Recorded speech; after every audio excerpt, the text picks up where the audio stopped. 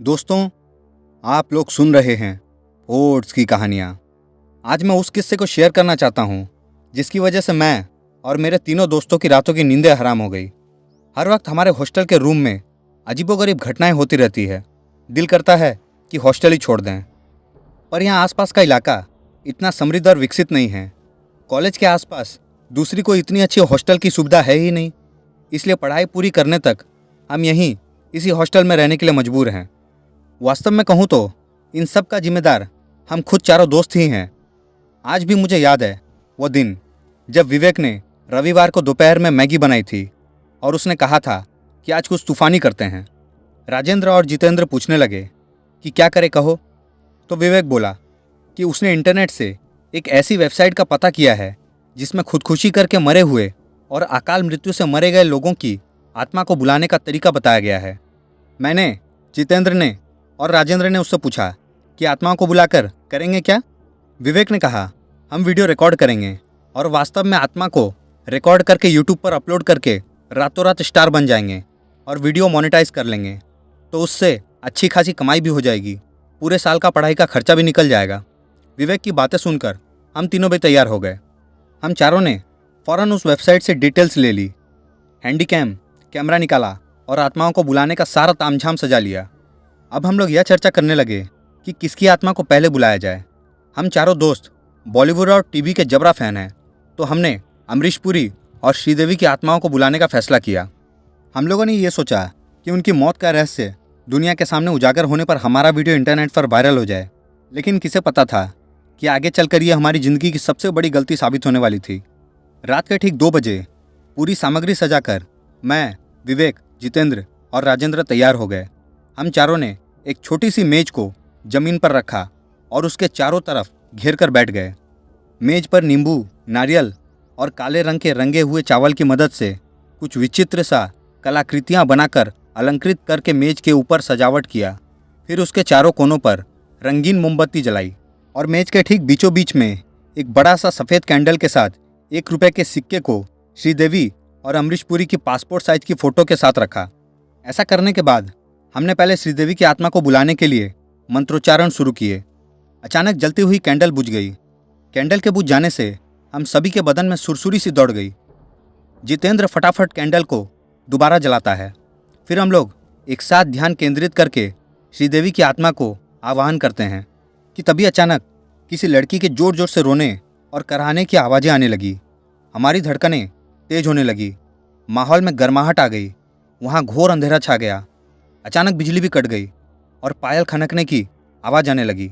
अचानक कमरे के अंदर का तापमान एकदम से ठंडा हो गया और हमें ठंड महसूस होने लगी। हमने मुड़कर देखा तो एक काली परछाई हमारे पास खड़ी थी। कुछ भी बोलने का साहस नहीं था, इसलिए हम सभी एक दूसरे को आंखों ही आंखों में बात कर रहे थे। हम लोगों ने उस तरफ से ध्यान हटाकर दूसरी आत्मा को बुलाने पर केंद्रित किया। अब हमारा जोश ठंडा हो चुका था, क्योंकि वह आत्मा अमरीश पुरी की तो नहीं लग रही थी। हमने उस परछाई से बात करने की कोशिश की, परंतु वह कुछ नहीं बोली, बस डरावनी आवाज़ें निकालती वहीं खड़ी रही। हमें लगा वह अपने आप वापस चली जाएगी। हम लोगों ने कैंडल के पास रखे सिक्के को मेज पर रखे श्रीदेवी की फ़ोटो पर धीरे धीरे खिसकाते हुए एक साथ मंत्र उच्चारण करने लगे। थोड़ी देर की कोशिश के बाद ही एक और परछाई सामने प्रकट हो गई। कुछ समय बाद ही दोनों परछाइयों ने अपनी वास्तविक आकृति ले ली, परंतु दोनों में से एक भी ना तो श्रीदेवी थी ना ही अमरीश पुरी। हमारे कैमरे में रिकॉर्डिंग अब भी चल रहा था। हम लोगों ने सोचा था कि अमरीश पुरी की आत्मा से एक बार मोगैम्बो खुश हुआ और श्रीदेवी से हवा हवाई वाला डायलॉग सुनेंगे और कैमरे में रिकॉर्ड करके यूट्यूब पर वायरल कर देंगे, लेकिन हमारे किसी भी सवाल का जवाब उनमें से किसी भी आत्मा ने नहीं दिया। हमने बहुत पूछने की कोशिश की, लेकिन वो दोनों आत्माएं जिद्दी थी। अब हम इस खेल से उबने लगे थे। मैंने सोचा कि अब इन आत्माओं को वापस भेज देते हैं, और जैसे ही कोशिश करने के लिए हाथ बढ़ाया कि उनमें से एक आत्मा ने मेरा हाथ पकड़ लिया, और जो हुआ उसे देखकर हमारी रूह कांप गई। वह दोनों आत्माएं विकराल प्रेत जैसी दिखने लगी और अट्टहास मार के जोर जोर से हंसने लगी। दोनों आत्माएं बहुत ही खौफनाक दिख रही थी। एक आत्मा किसी नर की और दूसरी आत्मा किसी मादा की थी। दोनों आत्माओं की दांतों से खून निकल रहा था और बड़े बड़े नाखूनों के साथ वो बहुत ही डरावने लग रहे थे। बोलो, हमें क्यों परेशान किया? बिना मतलब हमें यहाँ आने पर क्यों मजबूर किया? इस कर्कश आवाज़ के साथ कमरे में ये आवाज़ गूंजने लगी। वो मैंने अमरीश पुरी और श्रीदेवी की आत्माओं का आह्वान किया था, लेकिन मैं डरे और सहमे भाव से बोला, हम आत्माएं तुम्हारे गुलाम नहीं है कि तुम्हारी मर्जी से आए। नर आत्मा ने तेज स्वर में कहा, जी हमसे भूल हो गई, कृपया आप वापस चले जाएं।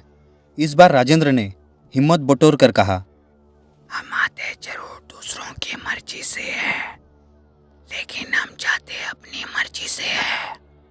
अब इसका परिणाम भुगतने को तैयार रहो।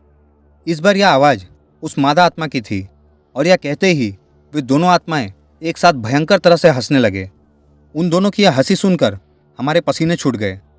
तभी विवेक ने मेरे कान में एक योजना बताई और उसने कहा कि ऐसा करने से आत्माएं अपनी दुनिया में वापस चली जाएंगी। मैंने फटाफट माचिस ढूंढी और बची हुई आखिरी तिल्ली से मोमबत्ती फिर से जला दी। वहीं मेज पर पड़ी ब्लेड से अपनी तर्जनी उंगली पर हल्का सा वार कर दिया। कुछ ही पल में मेरी तर्जनी उंगली खून से सनी पड़ी थी। मैंने अपनी आंखें बंद करके ध्यान एकत्रित करते हुए कुछ खून की बूंदें अमरीश पुरी वाली फोटो पर टपकाने लगा और साथ ही विवेक कुछ मंत्र बुदबुदाने लगा। मैंने जैसे ही अपनी आंखें खोली तो मैंने देखा कि नर आत्मा अपनी दुनिया में वापस चली गई थी, लेकिन मादा आत्मा वहीं खड़ी हम लोगों की तरफ देखकर हंस रही थी। अपने आप को संभालते हुए जैसे ही मेरी नज़र कैंडल पर पड़ी तो देखकर अवाक रह गया कि कैंडल बुझ चुकी है। मैं दोबारा कोशिश करने के लिए जैसे ही माचिस की डब्बी खोलता हूँ तो देखता हूँ कि माचिस की डिब्बी में कोई भी तिल्ली शेष नहीं बची है। हम लोगों के सारे प्रयास विफल हो गए थे। हमारे पास वहाँ से भागने के अलावा दूसरा कोई चारा नहीं था। हम चारों ने एक साथ हिम्मत की और चीख मारते हुए हॉस्टल के उस कमरे से बाहर निकले और पास वाले कमरे में जाकर बाकी सभी मित्रों को उस अनहोनी के बारे में बताया।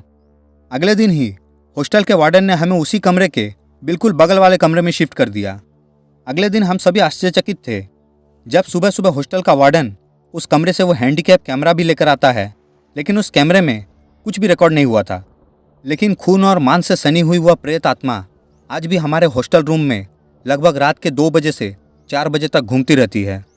पता नहीं कि आगे क्या होगा, परंतु हॉस्टल में रहते हुए हमें और बाकी के छात्रों को आज भी यह एहसास होता है कि हर रात वह हमारे उस पुराने कमरे में जो बगल में ही है उसी कमरे के कोने में खड़ी होकर रोती रहती है और कभी कभी चीख पुकार भी करती है। हमें समझ ही नहीं आ रहा है कि इस आत्मा को वापस कैसे भेजें। शायद हमसे बहुत बड़ी गलती हो गई है। हमें परलोक में भटकने वाली आत्माओं का संपर्क ही नहीं करना चाहिए था। हम चारों दोस्तों को हमारे इस अनुभव ने हमें एक बात सिखा दी थी कि ऐसा ज़रूरी नहीं है कि जिस आत्मा का आह्वान किया जाए वही आएगी, और अगर किस्मत से वह आ भी गई तो ज़रूरी नहीं कि हमारी मर्जी से ही वापस जाएगी।